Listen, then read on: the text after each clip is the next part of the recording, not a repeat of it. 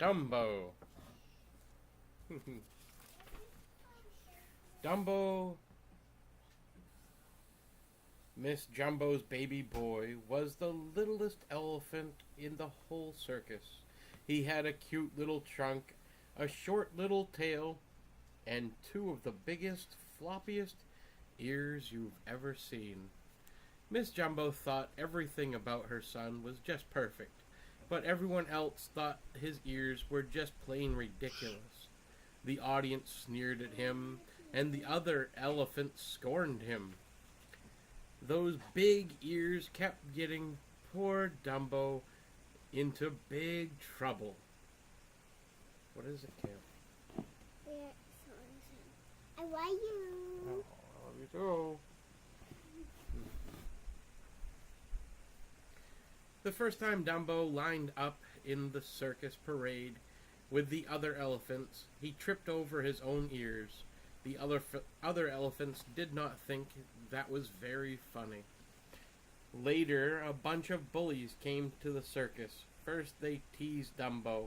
When they got tired of that, they began to pinch and poke him. When one of the boys pulled his tail hard, Dumbo couldn't help but yell. Dumbo's mother ran to the rescue and gave that bully the spanking he deserved. The bully cried, "Help! Help! Wild elephant!" And the audience panicked and raced for the exits. Circus guards surrounded Miss Jumbo and tied her up.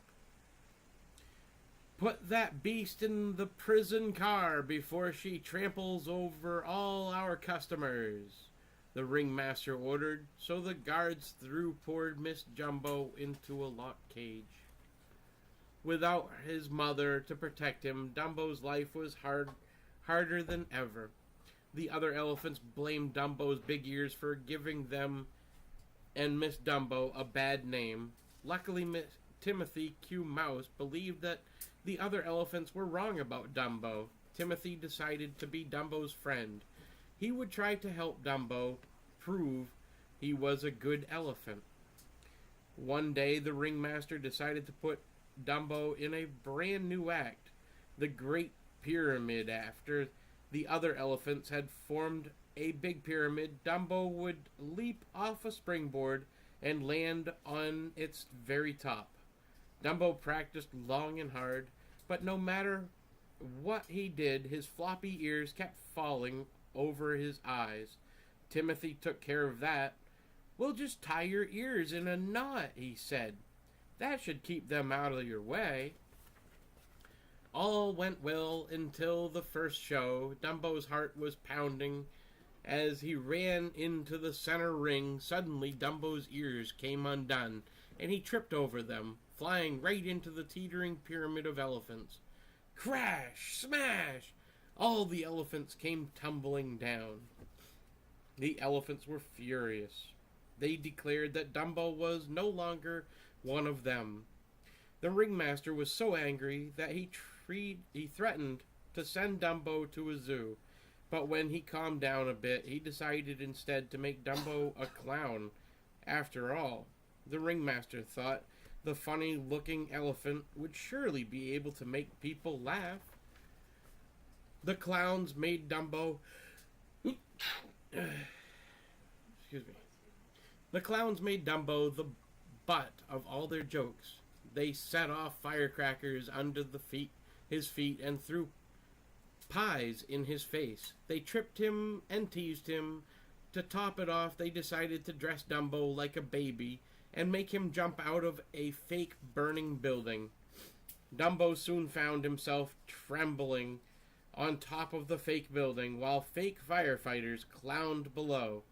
Too scared to jump, Dumbo felt the hot flames at his feet. Then he felt a shove from behind as one of the clowns pushed him out of the open window. Down, down Dumbo fell, through the firefighter's safety net and into a tub of mud. The audience laughed and laughed, but Dumbo felt like crying. To cheer him up, Timothy suggested that they visit Miss Jumbo. Late that night, the two pals sneaked over to the prison car. Miss Jumbo stuck her trunk out through the bars and gave her boy a big hug. "Don't let the hard times get you down," she told Dumbo. "Just do your best and someday you'll be flying high." By the time Dumbo left his mother, he was feeling much better. With Timothy tucked snugly into his cap, Dumbo strolled into the countryside. He began to hop and then to dance. Far into the night, Dumbo frolicked in the moonlight. The next thing Timothy knew, it was morning. He was surprised to find that he and Dumbo weren't in their circus tent, or even on the ground. They were perched on a high branch of a very tall tree, and they weren't alone. On a nearby branch sat a whole flock of crows. When Dumbo woke up, he was surprised too. He fell right out of the tree and into a shallow pond. "I wonder how we ever got up there," Timothy said. "There's only one way up," the biggest crow said. "You must have flown." "But we don't know how to fly," Timothy protested. "It's easy," the crow replied. "Just flap your wings." The bird pointed to Dumbo's big ears. Timothy thought flying could be Dumbo's chance to prove he was a star elephant, but Dumbo didn't remember flying, and he didn't think he could do it again. "If you need a little help," the crow said, "take this." He handed Dumbo a shiny black feather. "It's magic," the crow explained. "Hold on to this and you can't help but fly." Dumbo took the magic feather in his trunk and began to flap his ears. Faster and faster Dumbo flapped, but his feet remained planted firmly on the ground. "Come on, Dumbo," Timothy urged. "You just need to get a good start." Timothy and the crows led Dumbo up to a high ledge. The little elephant again began flapping his ears, and the crows gave him a gentle push. Suddenly, Dumbo was in the air. At first, he was scared, and he almost crashed. But then he remembered his magic feather. He spread his big ears, and suddenly he was flying like a bird. He swooped and he soared. What fun it was to fly! After thanking the crows, Dumbo and Timothy headed back to the circus. They got there just as Dumbo's act was about to begin. Once more Dumbo found himself atop a burning building. Once more he was pushed through the window, but this time it was Dumbo who had the last laugh. For instead of dropping like a stone into the net, he glided gracefully up into the air. As the crowd gasped in amazement, Dumbo flew higher and higher, upside down, right side up. The happy little elephant flew every which way. Dumbo was having a lot of fun, but suddenly the magic feather slipped from his trunk and fluttered to the ground. Dumbo panicked. He began to plummet after it.